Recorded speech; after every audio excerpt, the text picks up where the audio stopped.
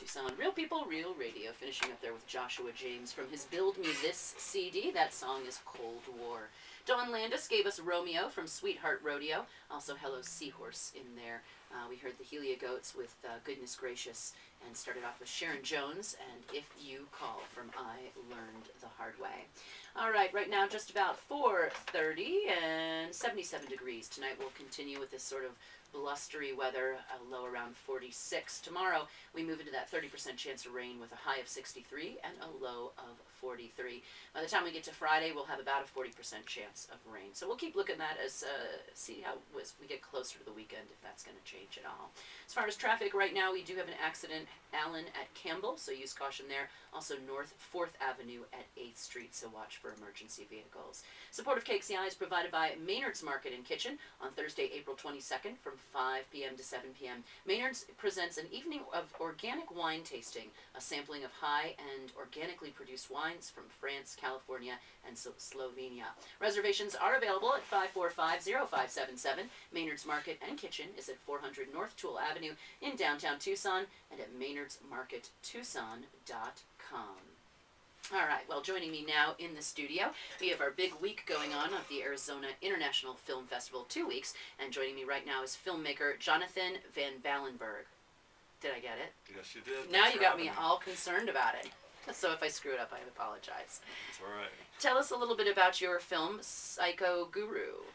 Well, Psycho Guru is 5 years in the life of a very charismatic, extremely troubled, extremely loud, and unpredictable person who calls himself a corporate trainer. He's against the term motivational speaker. Okay. But if most people caught a clip of him doing what he does professionally, they would say, look, there's someone doing what Tony Robbins does. Okay, all right. And so he goes into corporations and works with the employees? Yes, he has found this niche with tribal casinos, actually, across the nation. And he gives these revivalistic, like, pep rallies with hundreds of people who serve drinks or are slot attendants or dealers. And the whole idea is to kind of get them so excited about life and to have a great attitude that they will come into work beaming and glowing and give their guests a great experience, and then the casinos will make more money because they're offering better guest service. But during these workshops or rallies, he eats fire, he does magic tricks where he chops people's hands off, he'll run through the audience.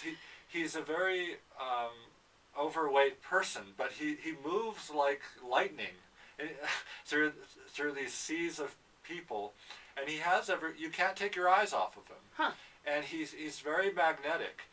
And the first time I really worked with him is when he hired me, because I have a production company, to go with him to New Mexico and film him for making a business promotional material type thing.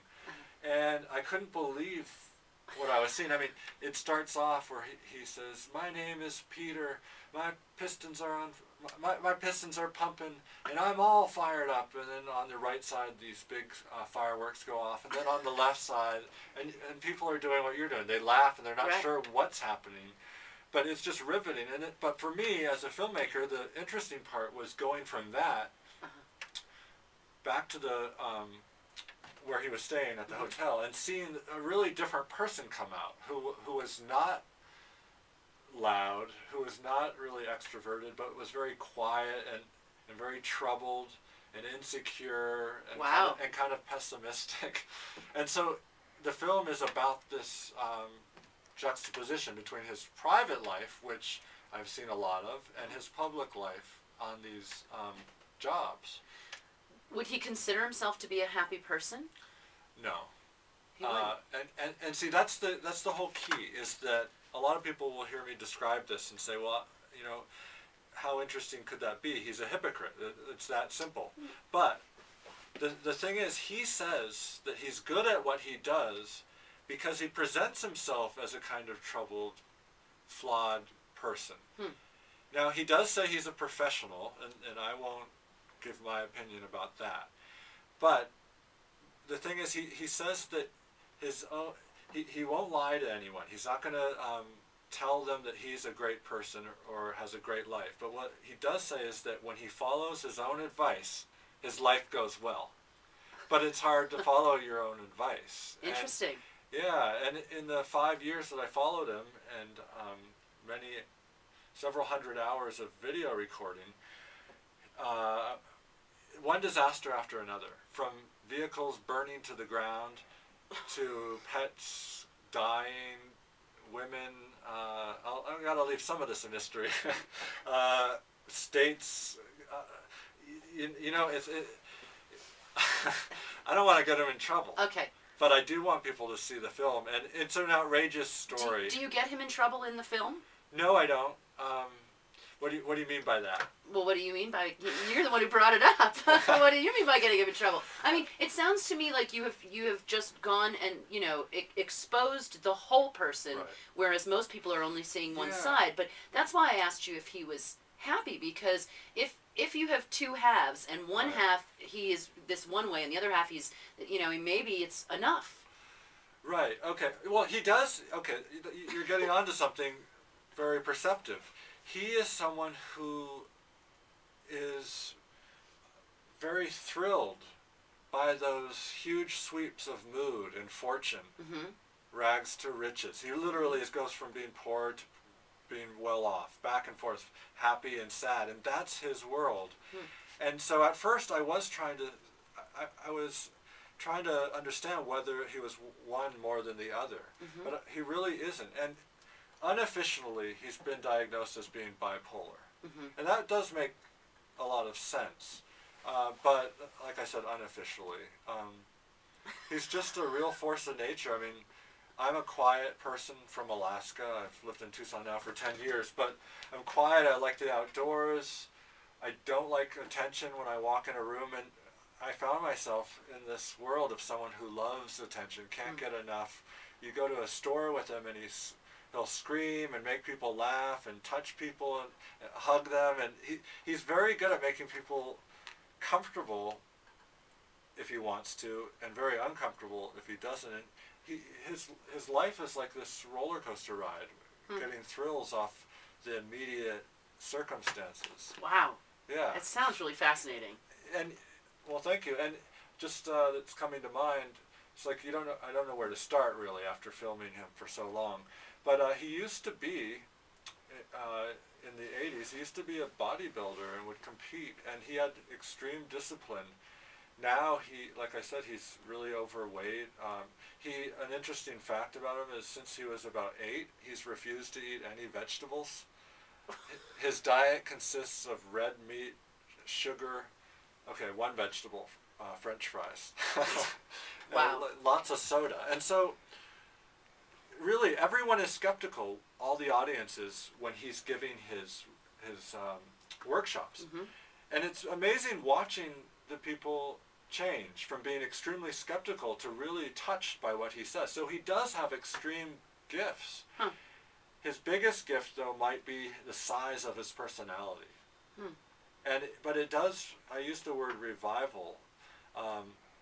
Some of it seems like some kind of religious exercise. I mean, in Washington State, in about a half hour, I watched him lead 100 people through fire eating and fire walking.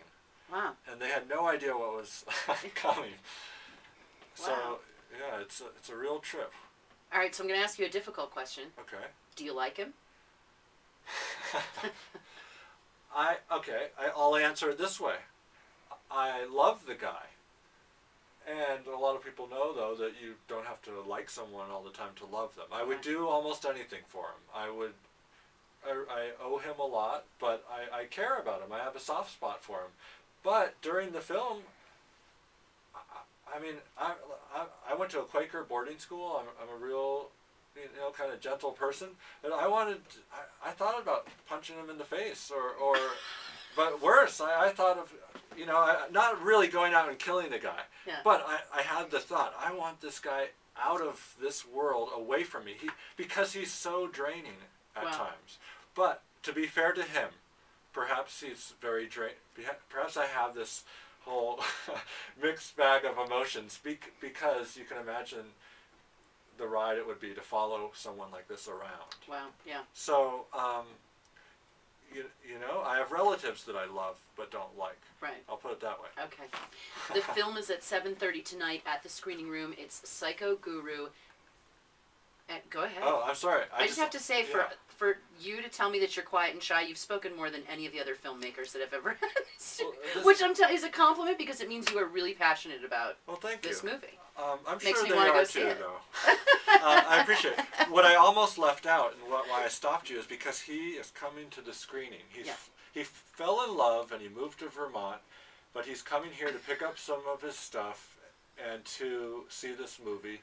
But in typical Pete fashion, he's arriving 10 minutes after the movie starts. He's going to interrupt the movie halfway through. Oh. But he will be there for Q&A, and I think it would be a good, entertaining experience for people to come and see. Wow. 7:30 tonight at the screening room. It sounds really, really interesting. I mean, I was kind of excited when I read the blurb about the movie, but now hearing your thoughts on him, it sounds really cool. Thanks. And I appreciate it, and you could never see anything like this in Phoenix. It's only in Tucson at the screening room. All right. For more information on the movies, on the films, you can go to KXCI.org, or you can visit filmfestivalarizona.com. Again, the movie Psycho Guru tonight at 7:30 p.m. at the screening room. And I also want to remind folks that KXCI's own Al Perry will be playing at the Shanty at 10 o'clock. Is that right, Mia? That is correct. All right. Jonathan VanBallenberghe, thank you so much. Thanks for having me. All right, back into the music with the